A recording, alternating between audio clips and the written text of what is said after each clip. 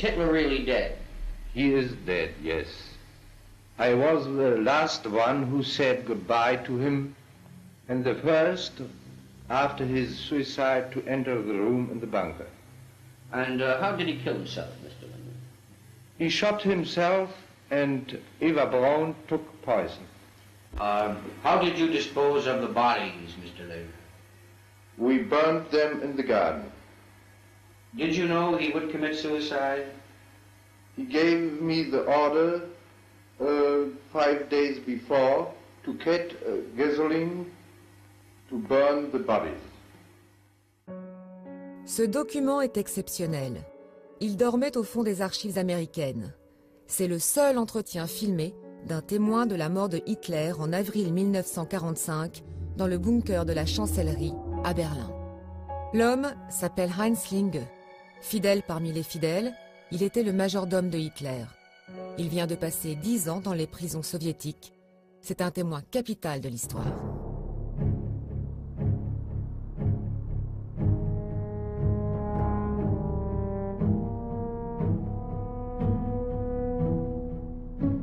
C'est grâce à un dossier conservé depuis près de 50 ans à Moscou, dans les archives de l'ex-Union soviétique, que l'on a découvert le rôle précis de Heinz Linge. Il contient un rapport commandé par Staline à ses services secrets juste après la guerre.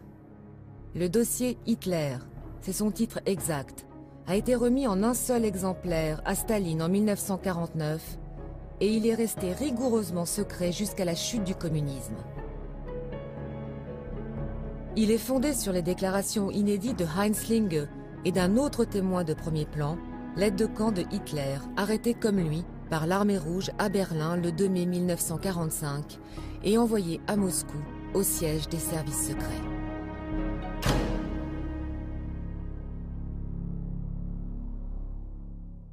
Alors on peut s'interroger sur l'intérêt historique du dossier Hitler. C'est un document, à mon avis, extraordinaire parce qu'il nous donne des détails qu'on ne trouve ni dans des interrogatoires occidentaux équivalents qui ont été menés, ni dans des documents d'après-guerre, genre mémoires qui ont été écrits en Allemagne, par exemple. Mais là, on a un souci du détail qui, à mon avis, est le produit de l'importance que Staline accordait à savoir la moindre chose sur celui qui avait été son principal adversaire. Celui qui a pour tâche de confectionner le dossier Hitler après la guerre s'appelle Fyodor Karpovitch Parparov. Lieutenant-colonel des services secrets, le NKVD, il est né en 1893 et a fait des études de droit. À lire sa biographie officielle, c'est un espion chevronné. Il a travaillé en Allemagne avant la guerre. Rappelé à Moscou en 1937, il a fait 1 an de goulag, puis est réintégré dans les services secrets au début de la guerre. Il connaît donc les risques du métier Parparov. Il est juif, et dans une période où l'antisémitisme de Staline s'affirme, il bénéficie d'un préjugé favorable de ses chefs. Il sait qu'en écrivant ce rapport, il risque sa vie. Il faut plaire à Staline, éviter les sujets qui fâchent et malgré tout, dire la vérité.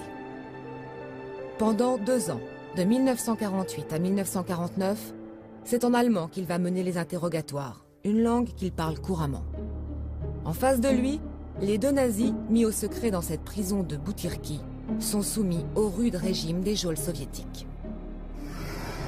Otto Gunsch, 35 ans, grande taille, 1,97 m, aide de camp de Hitler à différentes périodes, avant et pendant la guerre. Compétences militaires reconnues, nazi convaincu, il a participé aux réunions les plus secrètes. Heinz Linge, majordome de Hitler, 32 ans. Témoin des actes de la vie quotidienne de son chef dont il tenait l'agenda. Sait donc beaucoup de choses sur l'entourage, parle, car il craint pour sa vie. Heinz Linge, le majordome. Otto Gunsch, l'aide de camp. Ces 2 hommes, pourtant détenus dans les mêmes prisons, ne se croiseront jamais. Mission de Fyodor Parparov, les interroger sans cesse, suivant un cahier des charges très précis imposé par le chef du NKVD, le terrible Beria. Ordre est donné de mettre les détenus dans des cellules séparées. Ils ne devront jamais se rencontrer, les traiter comme il convient à des fascistes. Interroger les prisonniers sur les éléments suivants. Donner tous les détails sur la vie du dictateur nazi et s'assurer de la véracité des faits évoqués. Leur demander les détails militaires sur la conduite des opérations nazies durant la Grande Guerre patriotique.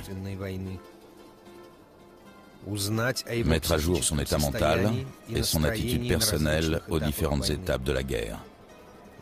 Enfin, vérifier les conditions de disparition des derniers fascistes du bunker sous la chancellerie à Berlin.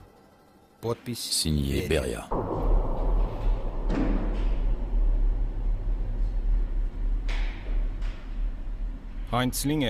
Heinz Linge, du début de la guerre jusqu'à la fin, vous êtes bien toujours aux côtés de Hitler. Oui, j'ai vu beaucoup de choses. J'étais là auprès de lui, surtout à partir des fêtes à Berlin pour le jour de ses 50 ans. Après, je ne l'ai plus quitté. Je me souviens, ce soir-là, il était euphorique. Il nous a dit « Dommage que je n'ai pas pris le pouvoir plus tôt. Je ne peux plus repousser mes projets. Je dois assurer un espace vital et des sources de richesse à l'Allemagne. » Il ne n'est jamais qu'un génie par siècle, et c'est moi. Tout le peuple est avec moi. C'est pourquoi je ne peux pas laisser à mes successeurs le soin d'accomplir ma mission. Cette mission, créer un grand Reich, Hitler l'a déjà entamée en envahissant l'Autriche, puis la Tchécoslovaquie, et il la poursuit en attaquant la Pologne le 1er septembre 1939. Fyodor Parparov ne tient pas à s'étendre sur ce sujet. Et pour cause, l'invasion de la Pologne est le résultat du pacte germano-soviétique. Staline ne verrait pas d'un bon œil que Linge ou Gunsch évoquent la fraternisation que l'on voit sur ces images entre les soldats de l'armée rouge et ceux de la Wehrmacht, d'autant que depuis l'année 1946, il ne cesse de dénoncer le fascisme renaissant aux États-Unis.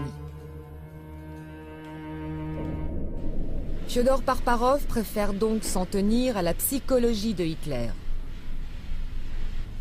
Si le sujet de l'interrogatoire est plus anecdotique, il n'en est pas moins révélateur de la personnalité du dictateur.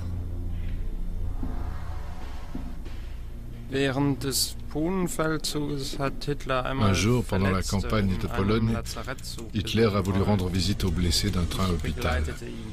Je l'accompagnais. Il arborait une mine faussement bouleversée en parcourant les wagons. Après, jamais Hitler ne retournera dans un hôpital militaire ou une infirmerie. L'explication qu'il me donna était qu'un chef de guerre ne peut se permettre aucune sentimentalité et qu'il doit avoir des nerfs solides.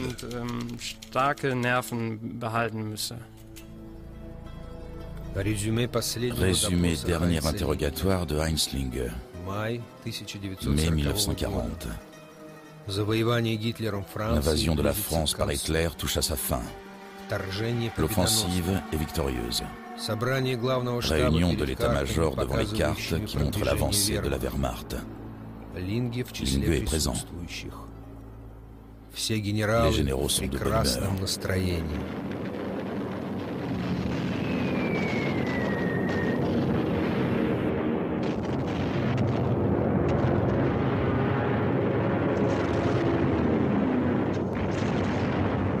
L'armée française s'est effondrée, les Allemands victorieux défilent sur l'avenue Foch à Paris. Hitler ressent plus que jamais un sentiment de puissance. Il a terrassé son ennemi héréditaire. Il est convaincu que rien ne peut plus l'arrêter.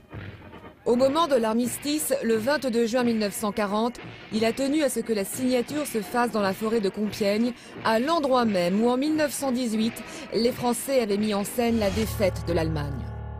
Linge, le majordome du Führer, est là. On le voit ici, qui se précipite lorsque Hitler arrive et monte dans le wagon. Il est encore là, au garde à vous, lorsque les Français vaincus arrivent à leur tour. Gunsch, lui, il est là, dans l'encadrement de la porte du compartiment où vont se dérouler les pourparlers d'armistice. Et puis là, On le voit de dos. On ne confie pas cette tâche à n'importe qui. Fyodor Parparov, s'il sait s'y prendre, a donc beaucoup d'informations à tirer de Otto Gunch. Selon certaines sources, les interrogatoires avaient lieu la nuit, après des séances de conditionnement psychique et physique. Selon d'autres, cela se passait durant la journée. Les deux prisonniers étaient interrogés tout à fait normalement. Ensuite, on préparait de nouvelles questions, on retapait les documents, on les relisait. Cela pouvait traîner une semaine, un mois ou bien plus. Ce qui m'a vraiment étonné, ce sont les photographies de Gunch et Linge en 1945 et celles qui ont été prises 10 ans plus tard. C'est le jour et la nuit. Il est difficile de considérer qu'ils étaient bien traités. En 1955, sur les photos, ce sont deux vieillards. Le premier n'a pourtant que 42 ans et le second un peu moins. C'est un vrai nazi, ce Gunch. Il est récalcitrant et rusé. Ni les mouchards, ni le chantage n'ont prise sur lui. Faut que je me méfie. C'est un ennemi acharné de notre patrie. Les indications qu'il donne sont souvent loin de la vérité. Mais il parlera, comme tout le monde. Il n'a pas le choix. Même s'il pense qu'il peut nous résister. Otto Gunch, c'est vous qui êtes là, debout, dans l'encadrement de la porte? Oui, car j'ai reçu l'ordre de Hitler de veiller à sa sécurité personnelle. J'avais pour instruction de me tenir près de la porte en verre qui séparait le wagon en deux. Avec mes 2 mètres de haut, on pouvait me voir de tous côtés. Comme Hitler se méfiait des réactions des Français, de leur impulsivité, j'avais donc ordre de tirer sur tout membre de leur délégation qui oserait se comporter de façon inconvenante envers Hitler. Staline veut connaître le maximum de choses sur la vie privée de son ennemi déchu. Il est friand d'anecdotes. Fyodor Parparov sait que ce genre d'information est sans risque pour lui. Il creuse donc le sujet. Pour les soviétiques, les fascistes étaient des débauchés. Hitler n'a donc sûrement pas dérogé à la règle. Les rumeurs sur ses amours pullulent. Les uns disent qu'il est homosexuel, les autres qu'il aime les enfants, d'autres enfin qu'il est impuissant, ou qu'Eva Braun, sa maîtresse, que l'on voit ici prendre la photo, est enceinte. Les Russes savent tout sur Goebbels. Bien que marié et père de 5 enfants, il a comptabilisé dans ses carnets ses aventures sexuelles. Hitler, lui, n'a rien laissé de tel. Les Russes n'ont rien trouvé malgré leurs recherches méticuleuses. Fyodor Parparov a donc demandé à Linge de rédiger quelques pages sur la sexualité de son chef. Il est prolixe sur ce genre d'histoire. Cela lui donne de l'importance et ne lui fait pas, à lui non plus, prendre de risques. Pour moi, il ne fait aucun doute que Hitler avait une sexualité normale. La preuve, j'ai préparé au Berghof des soirées intimes. Pendant des heures, Hitler et Eva Braun vont et viennent en tête-à-tête, l'été sur la terrasse ou dans la maison. Ils ne se retirent jamais avant minuit dans la chambre où j'ai préparé des fruits, du thé, du cognac et des stimulants que lui a prescrit son médecin, le docteur Morel. Qui est ce docteur Morel? Morel est un charlatan, en blouse blanche. Il suit pas à pas Hitler, surtout au Berghof. Il a pris l'habitude de fournir des préparations à base d'hormones aux amateurs de partouze de Berlin. À propos de Hitler, je vais vous dire une chose. Bien avant le début de la guerre, il ne pouvait plus prononcer un discours, ni même passer une journée entière sans les piqûres stimulantes du docteur Morel.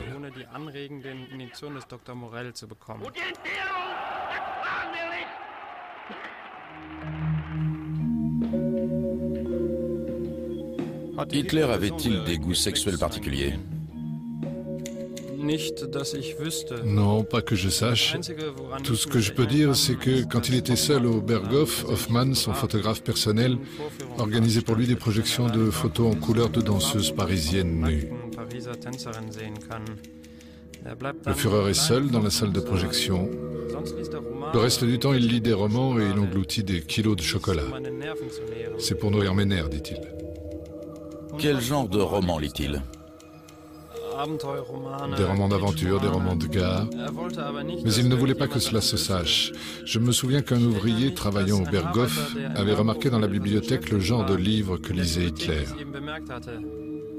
En passant dans les cuisines, il avait eu le malheur d'en parler à des employés. Cela s'est su, la sécurité l'a arrêté et Hitler l'a fait envoyer immédiatement dans un camp de concentration.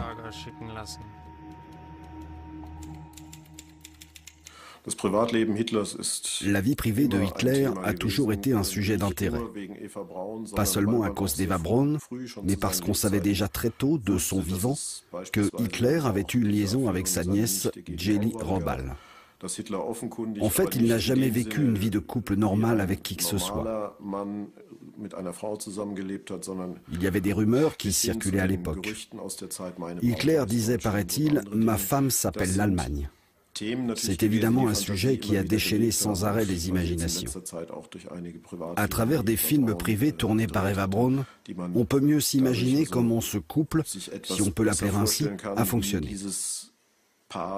Vous savez, le dossier Hitler, lui non plus, ne donne pas une réponse définitive à la question de savoir quelle sorte de relation conjugale Hitler a vraiment entretenue avec Eva Braun.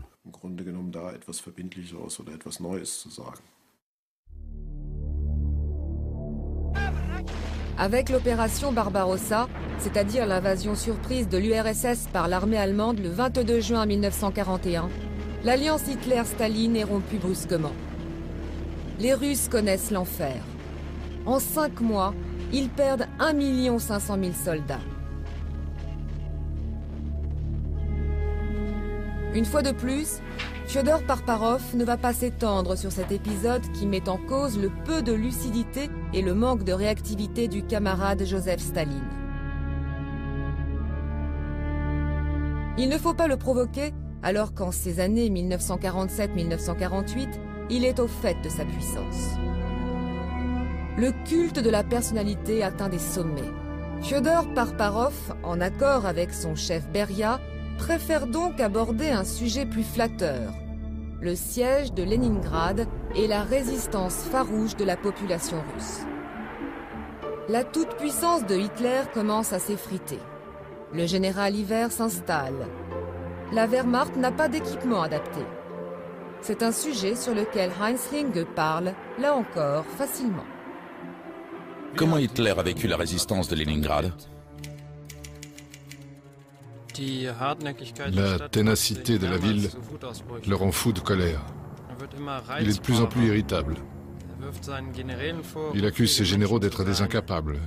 Il hurle, tape du poing sur la table. Il faut tenir à n'importe quel prix. Il répète sans cesse « Je vais raser cette ville et anéantir sa population. Leningrad ne se relèvera jamais. »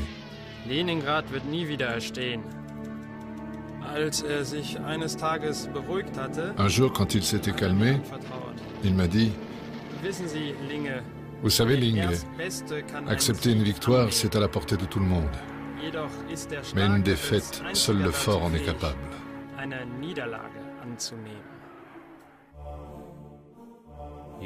Je me souviens bien, c'était il y a près de 5 ans, pendant l'automne 1942. Après l'échec des Allemands devant Leningrad, puis Moscou, enfin, le tournant de notre grande guerre patriotique. Dans la neige, le froid, la boue, les Allemands ont subi le harcèlement des partisans sur un terrain qu'ils ne connaissaient pas. Notre population s'est sacrifiée en brûlant les maisons, le fourrage, les réserves de carburant. Cette politique de la terre brûlée a épuisé les nazis qui piétinaient devant Stalingrad et dans le Caucase. Notre pays est dévasté. Il y a aujourd'hui beaucoup de ruines, beaucoup de misère.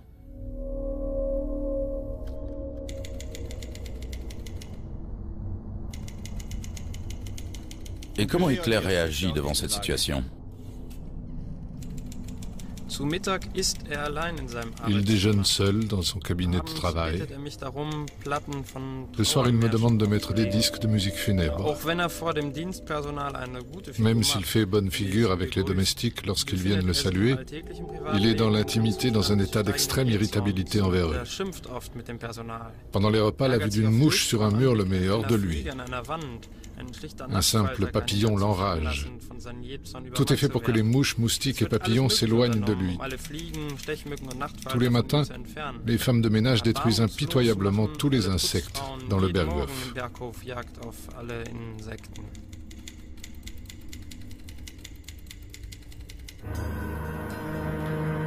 En pleine bataille de Stalingrad, alors que la 6e armée de von Paulus est encerclée par l'armée rouge, Hitler rappelle auprès de lui Otto Gunsch, qui avait été membre de sa garde personnelle à Rotonde. Gunsch, qui était jusque-là dans la SS Leibstandarte, la division favorite du Führer stationnée en France, arrive le 12 janvier 1943 au quartier général de Hitler, à la Tanière du Loup, près de Rastenburg, en Prusse orientale. Hitler en fait aussitôt son aide de camp.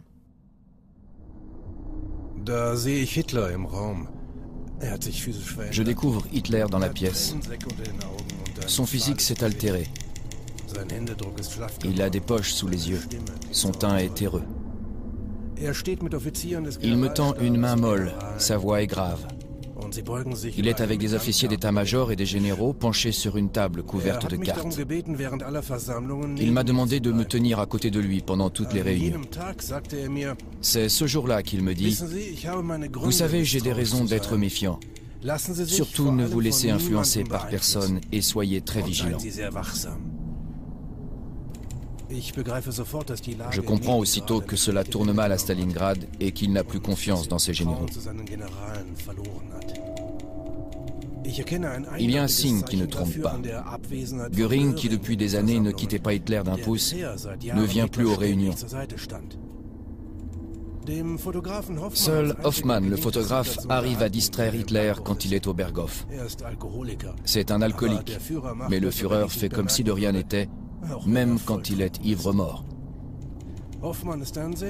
Hoffmann est un homme très intéressé. Je me souviens qu'en plein désastre de Stalingrad, il a profité d'un moment de bonne humeur de Hitler pour lui demander de la main-d'œuvre gratuite pour faire des travaux dans son domaine.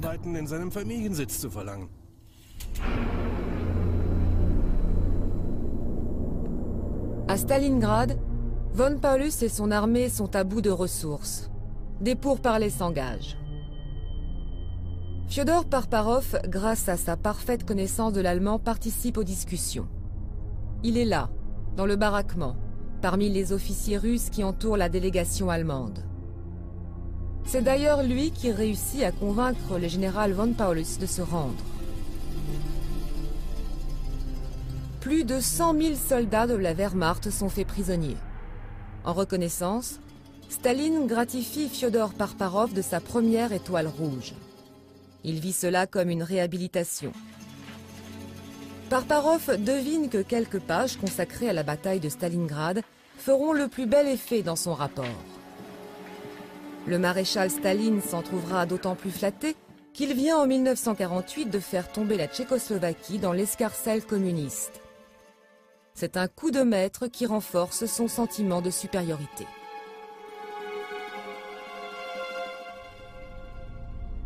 Après Stalingrad, Hitler est-il abattu ou combatif? Linger répondait.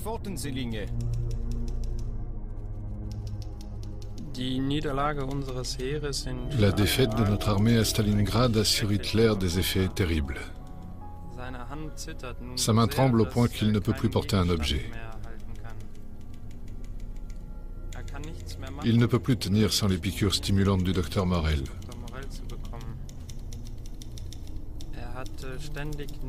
Il a en permanence de terribles crampes d'estomac d'origine nerveuse. Quand il se tord de douleur, je lui administre de l'opium.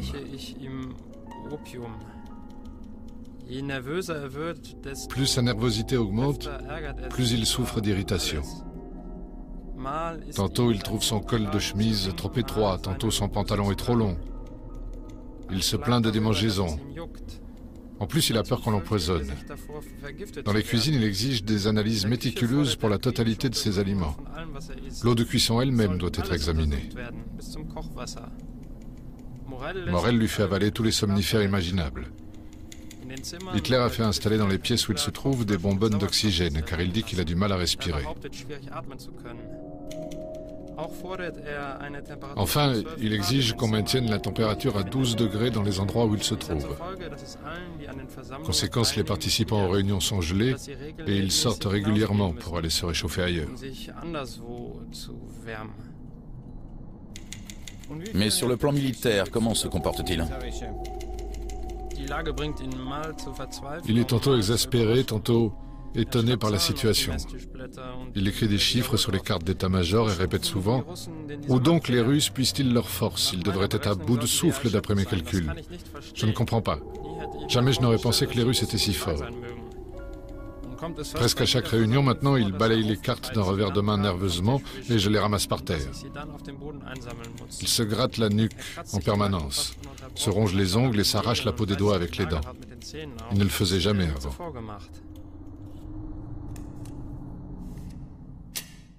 Les mois qui suivent Stalingrad, ou les 2 ans qui suivent Stalingrad, occupent la plus grande partie du dossier. Ce qui est intéressant dans le rapport, c'est qu'on voit un Hitler de plus en plus incohérent, absurde dans ses décisions, et en même temps qui s'obstine. En fait, à la fois Hitler a conscience très tôt que la guerre est perdue, ça c'est son cerveau rationnel, mais son cerveau idéologique lui dit en permanence que la volonté peut tout et qu'il faut continuer jusqu'au bout parce qu'on a une chance de l'emporter malgré tout. On a un individu qui correspond souvent à ce que nous caractérisons comme l'irrationalité, l'absurde, le grotesque, le ridicule, et en même temps un individu doté d'un pouvoir absolument gigantesque. C'est sans doute un des points qui intrigue l'interrogateur soviétique et qui fait qu'il insiste sur ce point, il accumule les détails. Et d'ailleurs, il les accumule à l'intention de Staline.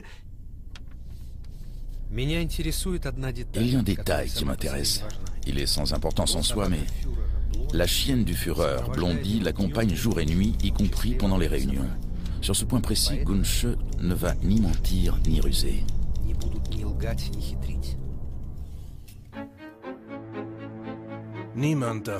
Personne ne touche la chienne du Führer. Personne n'a le droit de la nourrir. Lorsqu'en 1943 elle est atteinte de maladie, on la transporte du Berghof à Munich dans une clinique où Hitler fait livrer des œufs, de la viande et de la matière grasse exclusivement pour Blondie. Chaque matin, Munich transmet par téléphone le bulletin de santé du chien. Bulletin que je lis avant toute chose à Hitler. S'il n'est pas bon, Hitler se montre soucieux. Il lui est plus facile de signer l'arrêt de mort d'un soldat du front qui a fait preuve de défaitisme que de supporter une mauvaise nouvelle sur l'état de santé de Blondie.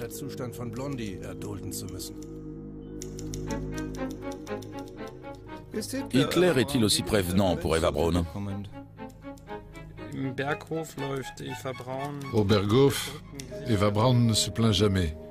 Et lorsqu'il y a des invités, elle joue sans rechigner un rôle de maîtresse de maison, mais uniquement devant le premier cercle de Hitler.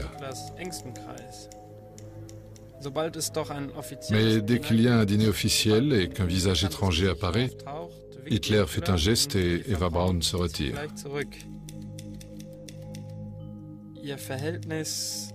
Leur relation est étrange car Eva Braun se promène fréquemment avec les yeux rouges et la mine tourmentée. La femme de chambre la surprend souvent en larmes. Comment se comporte Eva Braun dans l'intimité? Eva Braun est à la fois discrète et provocatrice. C'est une femme sportive et belle. Elle adore poser pour le photographe Hoffmann ou se faire filmer en faisant des exercices de gymnastique ou en sortant du bain. D'ailleurs, elle se promène parfois en petite tenue, même devant Hitler, qui reste indifférent. Elle réunit souvent ses amis à Munich ou au Berghof. Ce sont des femmes au comportement léger, parfois même inconvenant. Elles passent des heures à papoter sur la terrasse. Elles parlent sans contrainte des choses les plus intimes, même quand les ordonnances SS s'approchent d'elles. D'ailleurs, elles se promènent souvent à moitié nues devant eux quand ils viennent leur apporter des rafraîchissements dans leur chambre.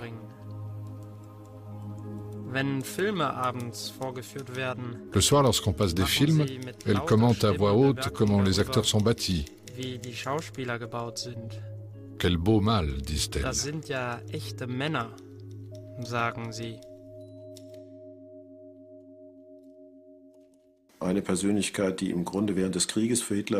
Hitler, surtout après le début de la guerre, considère Eva Braun comme une partie de sa vie privée qui n'a rien à voir avec son action politique et militaire.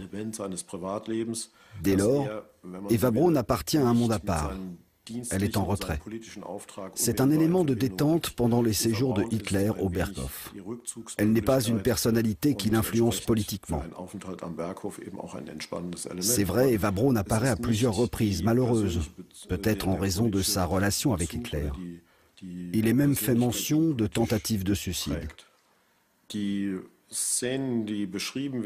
Beaucoup de sources le confirment.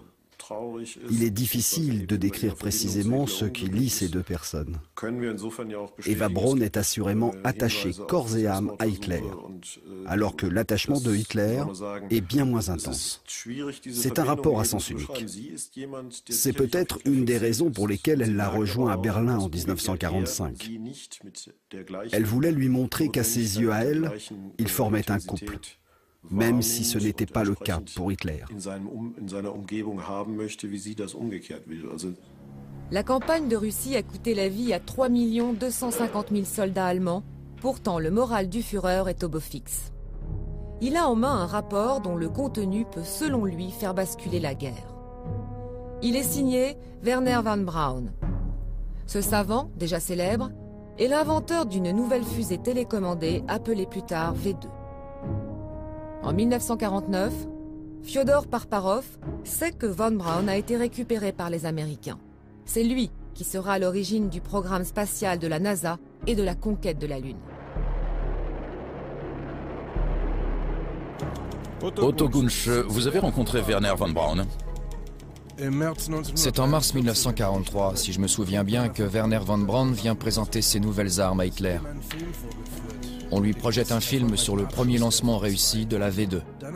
Puis von Braun fait un long exposé pendant lequel Hitler applaudit à tout rompre.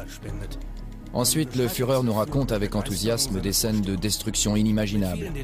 Il décrit avec force détail une explosion si gigantesque qu'elle peut détruire un quartier entier en anéantissant toute forme de vie. Les assistants sont ravis. Le rêve de Hitler et de ses acolytes du Berghof ne se réalisera pas. Les V2, après de nombreux ratés, ne seront opérationnels qu'1 an et demi plus tard.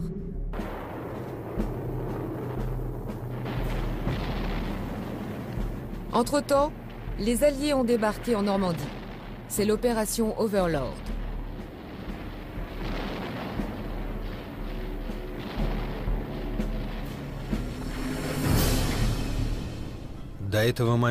Jusque-là, tout le poids de la guerre reposait sur nous. Staline se méfiait de Churchill et de Roosevelt. Il pensait peut-être avec raison que les Anglo-Américains voulaient s'entendre avec les nazis sur notre dos. Il était persuadé qu'ils repoussaient à dessein l'ouverture d'un second front, à l'ouest. Le débarquement sur les côtes normandes nous a donc soulagés.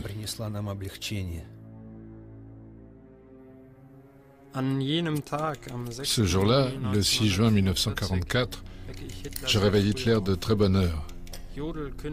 Jodl lui annonce au téléphone que les Anglo-Américains ont envahi la France à l'aube.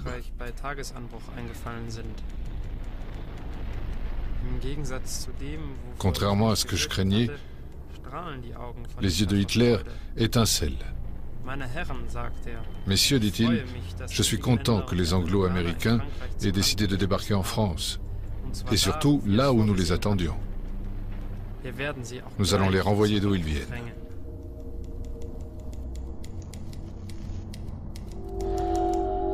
Visiblement, Hitler n'est plus dans la réalité.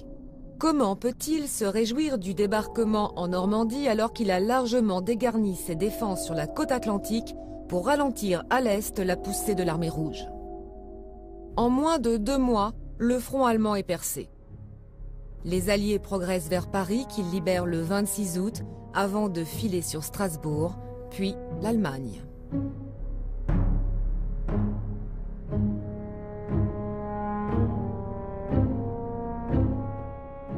Linge, pensez-vous qu'Eva Braun est consciente de la situation? Eva Braun, les horreurs de la guerre ne la touchent pas. Elle vit sa vie insouciante au Berghof avec sa famille et ses amis. Elle profite du parc, elle s'amuse. Mais elle a ses propres soucis d'intendance. Il y a une trentaine d'employés qui assurent le fonctionnement de la maison. Elle en veut 10 de plus, mais c'est difficile avec la mobilisation totale. Il n'y a pas de personnel disponible. Elle s'en plaint à Hitler qui convoque aussitôt Martin Bormann, son secrétaire. Assez énervé, il lui dit « J'arrive bien à créer de toutes pièces des divisions entières, moi.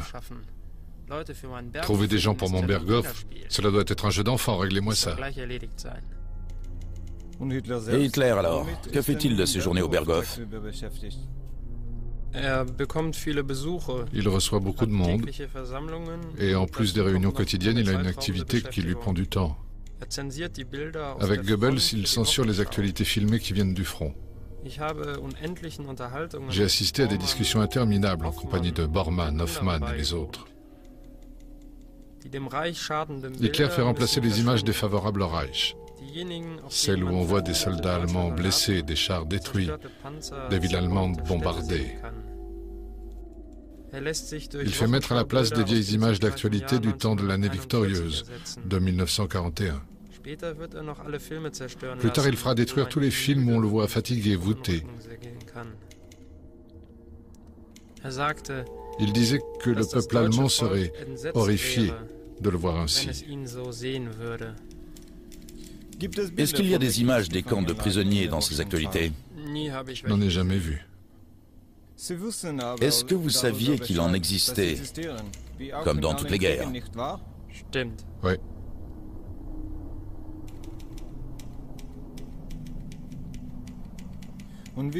Et des camps de concentration? Oui. Qu'est-ce que vous savez exactement? Je sais... Bon, je sais que l'or utilisé par le dentiste de Hitler pour ses plombages lui a été fourni par la SS. C'est de l'or saisi par la Gestapo sur les prisonniers. J'ai entendu dire que les dentistes SS des camps de concentration cassent les dents des prisonniers morts et enlèvent aux vivants l'or de la bouche.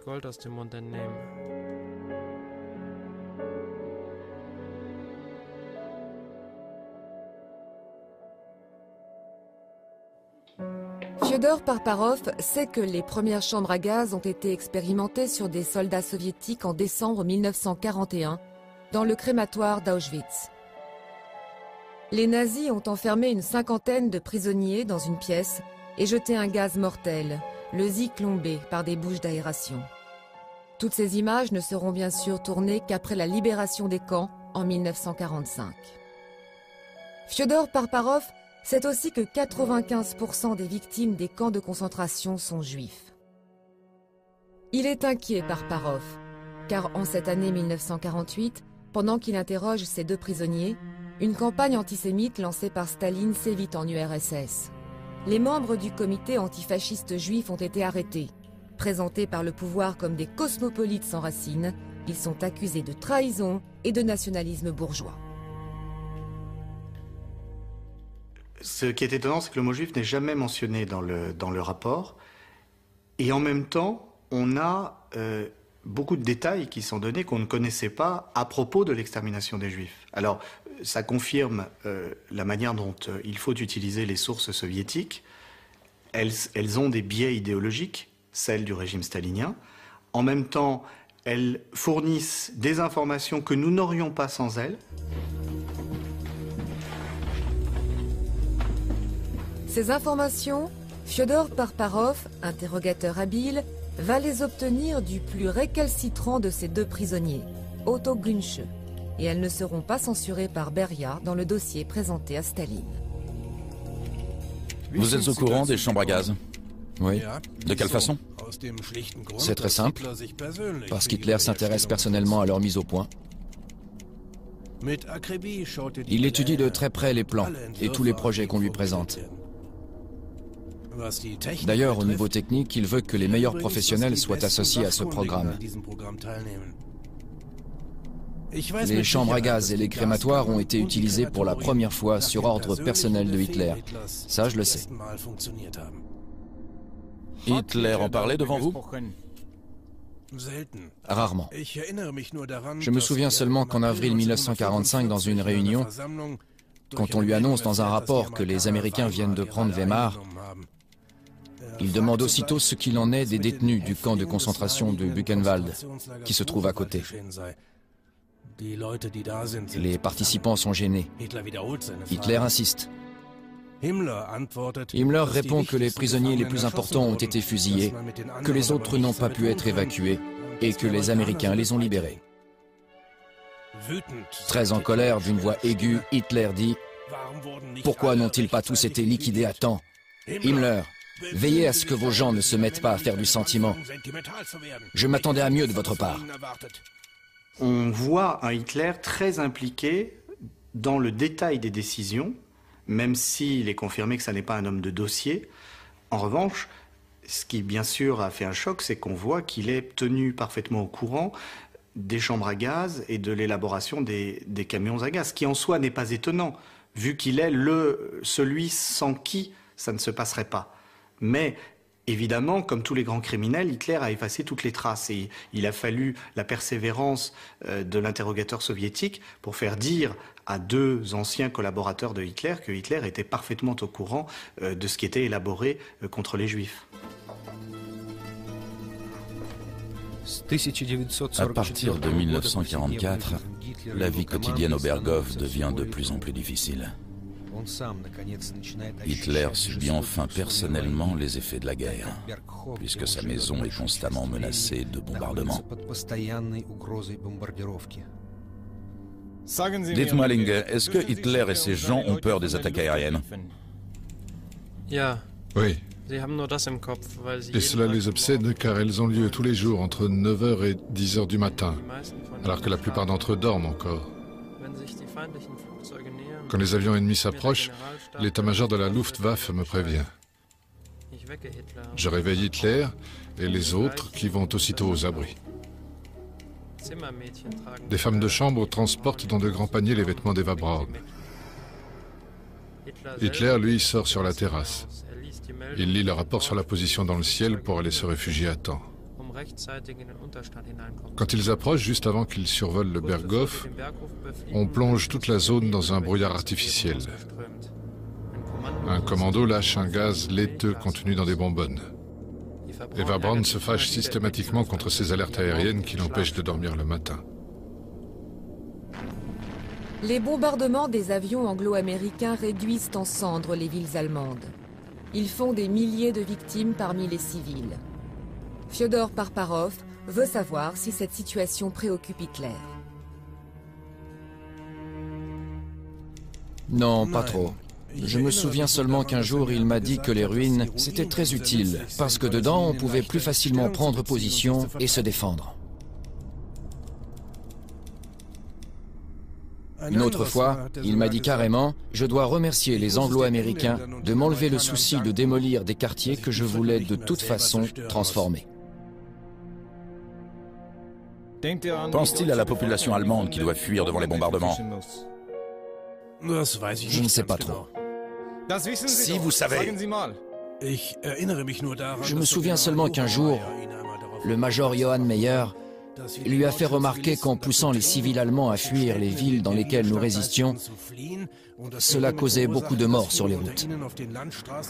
Il a répondu « Je ne peux pas m'arrêter à ça ». En fait, Hitler a toujours vécu avec dans la tête une Allemagne idéale, qu'il essayait de réaliser par l'idéologie, par les SS qui étaient l'incarnation de cette Allemagne idéale. Mais au fond, il a détesté l'Allemagne réelle, celle de ces gens qui étaient humiliés par Versailles, mais auraient aimé que la guerre s'arrête en juin 1940, celle de ces gens qui, dès 1942, se demandent à quoi bon tout ça.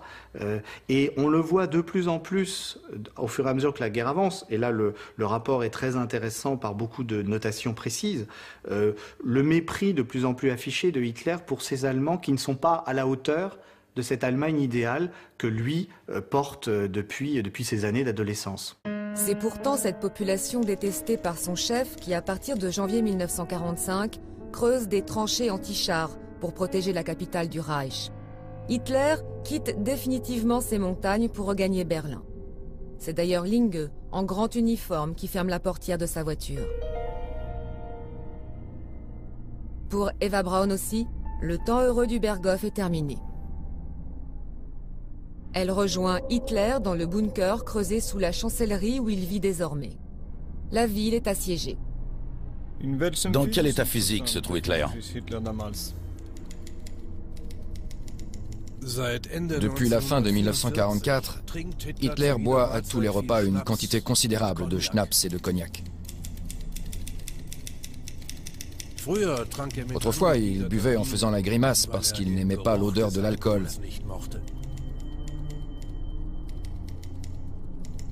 Je me rends compte aussi que le tremblement de sa main s'accentue. Eva Braun, elle, boit de plus en plus de cognac à table. Les autres, Martin Bormann, Hoffmann, Fegelein, son beau-frère, ou Madame Gerda Christian, la secrétaire, avalent un mélange de champagne, de cognac et de schnapps. Hitler, lui, quand il a bu, reste indifférent à tout, les yeux fixes. Il caresse son chien. Il le submerge de câlineries hystériques. Hitler ne quitte plus son bunker. Le 20 mars pourtant, il sort quelques minutes à l'air libre. Il passe en revue une vingtaine de jeunes recrues. La mise en scène est pathétique. Les garçons ont entre 14 et 16 ans. Il leur remet une médaille. Otto Gunsche et Heinz Linge sont sur la photo de groupe prise avant que Hitler ne redescende dans son bunker. Quelques jours plus tard, ultime opération de propagande, il profite d'une accalmie pour se rendre en voiture sur le front, au nord-est de Berlin. Dans la voiture, dès que nous sortons de l'enceinte de la chancellerie, il remonte très haut son col de manteau. Il est secoué de tics. D'un coup, il retire ses gants et les jette sur la banquette en criant « Donnez-moi des gants un peu plus grands, cela me serre trop, il me coupe la circulation. » Je lui tends un autre paire exactement de la même taille. Il les met et s'exclame « Pourquoi ne me les avez-vous pas donnés tout de suite ?» On a l'impression qu'il ne sait plus où il est. Il est aussi victime d'absence mentale. De plus en plus souvent, il oublie ce qu'il vient de dire.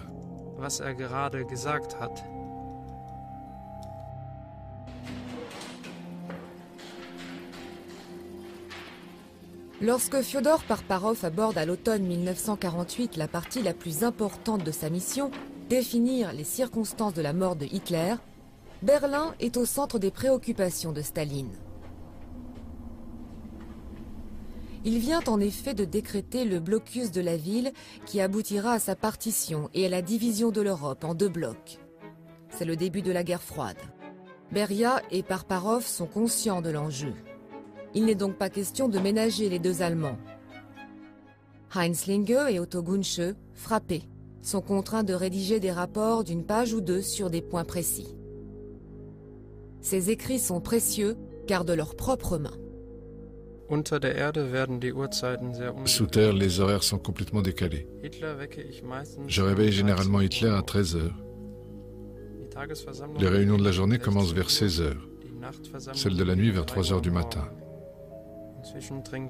Entre-temps, Hitler prend le thé avec Eva Braun et les secrétaires. Les conversations portent sur des sujets futiles. Ils jasent sur les histoires de cœur d'un tel ou d'une telle.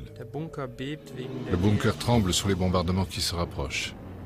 Cela empêche Hitler de dormir et nous restons avec lui jusqu'à 6 heures du matin.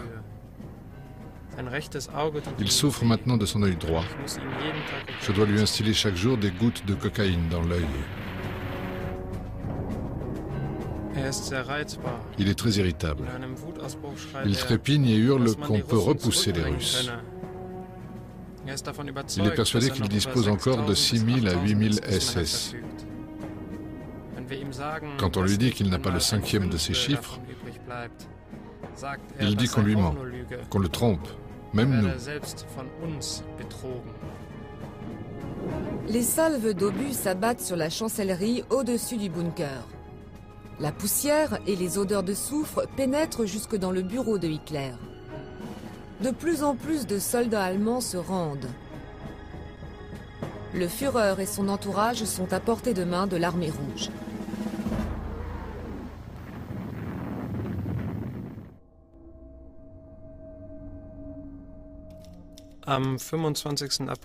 Le 25 avril, après le déjeuner, Hitler me fait venir. « J'ai une mission particulière pour vous, me dit-il. Je vais me suicider par balle avec Mademoiselle Braun devant l'entrée du bunker dans le jardin. Il n'y a pas d'autre issue. Procurez-vous de l'essence pour arroser nos corps et les brûler. Les Russes ne doivent en aucun cas s'emparer de mon cadavre. Il faut faire vite. Ils sont peut-être déjà au-dessus de nous dans la chancellerie. »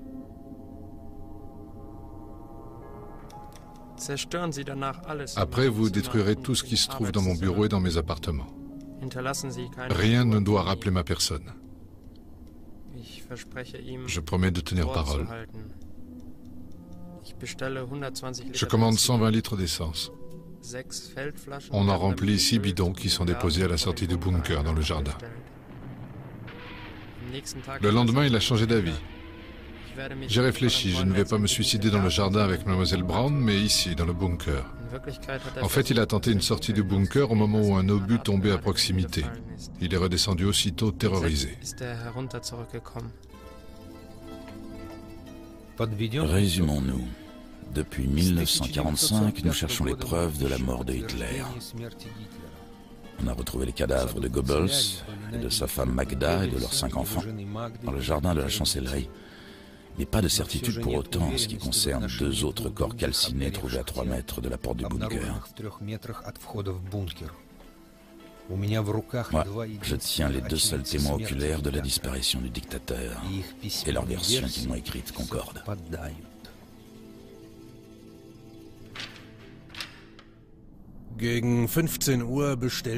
Vers 15 heures, Hitler me convoque dans ses appartements. Je lui demande « Mein Führer, pour qui voulez-vous que nous nous battions maintenant ?» Il me dévisage un moment en silence. Et il répond « Pour l'homme qui va venir ». Je me mets au garde à vous et lève le bras pour un dernier salut. La porte de son cabinet de travail se referme. 2 ou 3 minutes plus tard, d'un pas lent, Eva Braun le rejoint, puis un coup de feu retentit. Les paroles de Gunsche et Linge sont d'autant plus importantes qu'il n'existe aucune photographie, ni aucune image de l'intérieur du bunker à ce moment-là. Il faudra d'ailleurs attendre la chute du mur de Berlin en 1989 pour que l'intérieur dévasté du bunker puisse être filmé.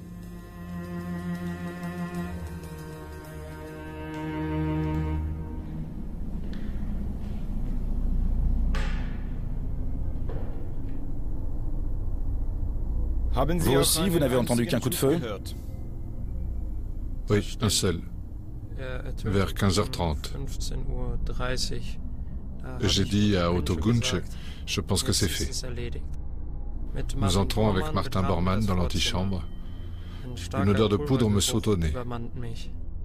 Hitler est assis sur le côté gauche du divan. Il est mort. À côté de lui, Eva Braun, morte aussi. Sur la tempe droite de Hitler, une plaie grande comme une pièce de monnaie. 2 rigoles de sang coulent sur sa joue. Sur le tapis, une flaque de sang. À côté de ses pieds, il y a ses 2 pistolets Walter. Eva Braun est assise sur le divan, les jambes remontées, ses lèvres serrées. Elle s'est empoisonnée au cyanure de potassium. Je déplie les couvertures afin d'y envelopper Hitler. Otto Gunsch crie « Le Führer est mort ». Avec un garde, je transporte le cadavre de Hitler. Ses pieds dépassent de la couverture. Otto Gunsch s'occupe d'Eva Braun et se dirige vers la sortie.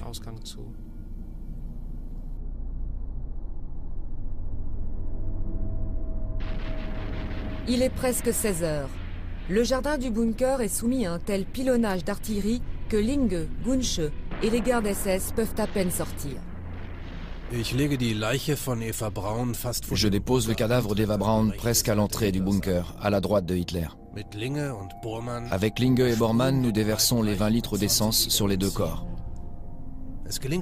Ils n'arrivent pas à flamber. Le souffle des explosions et la terre qui jaillit empêchent l'essence de s'enflammer. Je décide d'utiliser une grenade. Avant de la dégoupiller, je vois Heinz Linge qui réussit à jeter un morceau de papier en feu sur les vêtements et les cadavres. Aussitôt, les corps s'embrasent. Il n'y aura bientôt plus aucune trace de Hitler. C'en est fini du Führer.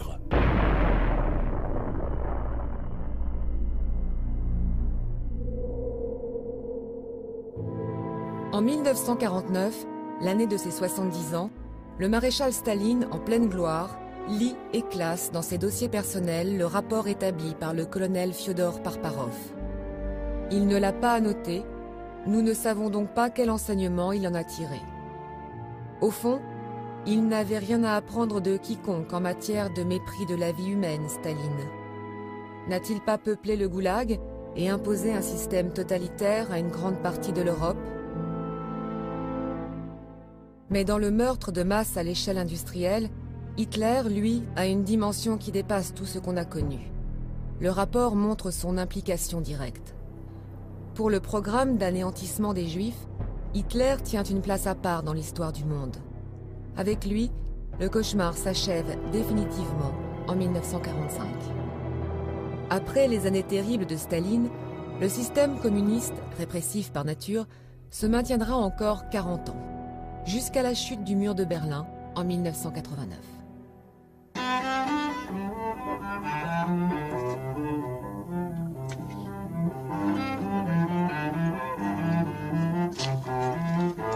Les deux plus grandes tragédies du XXe siècle n'ont pas fini d'interroger les hommes.